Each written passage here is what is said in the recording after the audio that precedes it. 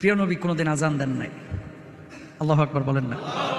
প্রশ্ন জাগে না যে আজান দিয়ে মানুষকে নামাজের জন্য ডাকা হয়, এই আজান নবীজি কোনোদিন দেন নাই কেন হুজুর? এটা আবার কেমনে কথা, কেমনে সম্ভব? নবীজি কেন কোনোদিন আজান দিল না?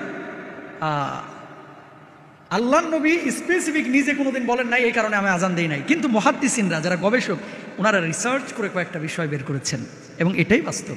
এই কারণে নবীজি আজান দেন নাই। শোনেন, তারাবির নামাজ যদি নবীজি প্রতিদিন 20 রাকাত পড়তেন, এটা ফরজ হয়ে যাওয়ার সম্ভাবনা ছিল, ঠিক কিনা?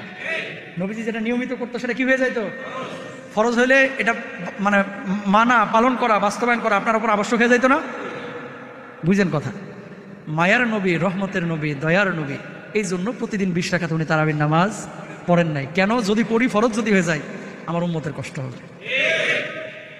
আজান যদি নবীজি দিতেন নিয়মিত, এই আজানটা দেওয়া এখন হচ্ছে কি সুন্নাহ। আপনি যদি আজান না দিয়েও নামাজ পড়ায়, আজকে ধরেন ইমাম সাহেব আজান দেন নাই বা মুয়াজ্জিন আজান দেয় নাই, আমি যদি নামাজ পড়ায় দিই, নামাজ হয়ে যাবে। আমার আজান দেওয়া কি সুন্নাহ? কি সুন্নাহ? নামাজ হয়ে যাবে। কিন্তু নবীজি যদি নিজে প্রতিদিন আজান দিতেন, আজান দেওয়াটা ফরজ হয়ে যেত। কথা বুঝতে পেরেছেন? তাহলে রহমতের নবী দেখেন, এখানে আপনার আমার জন্য মায়া দেখিয়েছেন। আল্লাহু আকবার বলেন। নবীজি যদি কোনো কাজ আদেশ করেন যে এই কাজটা তুমি করো, এটা আপনার আমার মানা আবশ্যক হয়ে যায়, ঠিক কিনা? আজান, আল্লাহু আকবার, আল্লাহু আকবার, আল্লাহ সবচেয়ে বড়, আল্লাহ ছাড়া কোনো মাবুদ নেই, মুহাম্মদ রাসূলুল্লাহ সাল্লাল্লাহু আলাইহি ওয়াসাল্লাম আল্লাহর নবী, হাইয়া আলাস সালাহ, নামাজের জন্য আসো, নামাজের জন্য মসজিদে আসো, নামাজের দিকে আসো, কল্যাণের দিকে আসো, এগুলো কি আহ্বান। বেলাল রাদিয়াল্লাহু তাআলা আহ্বান করেছেন, আপনি আমি আহ্বান করছি, এটার কারণে ফরজ হবে না। কিন্তু নবীজি কোনো আদেশ করলে যার কানের মধ্যে এটা ঢুকে যাবে, তাকে অবশ্যই মসজিদে আসতে হবে, ঠিক কিনা? নবীজি এই কারণে কি করেছেন?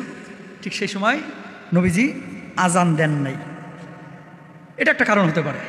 এবার আসেন, আমরা কি বলি? আশহাদু আন্না মুহাম্মাদান রাসূলুল্লাহ, আল্লাহু আকবার বলেন। বলি না? আমি সাক্ষ্য দিচ্ছি যে মুহাম্মদ সাল্লাল্লাহু আলাইহি ওয়াসাল্লাম আল্লাহর প্রেরিত রাসূল। এখন নবীজি নিজেই তো রাসূল, উনি যদি আবার এই কথা বলে সাক্ষী দেয়, মানুষ মনে করতে পারে তার মানে ওনার পরে আরো কোনো নবী থাকতে পারে, ঠিক কিনা? এই জন্য আল্লাহ নবী কি করেন নাই? আজান দেন নাই। সুবহানাল্লাহ কন্যা।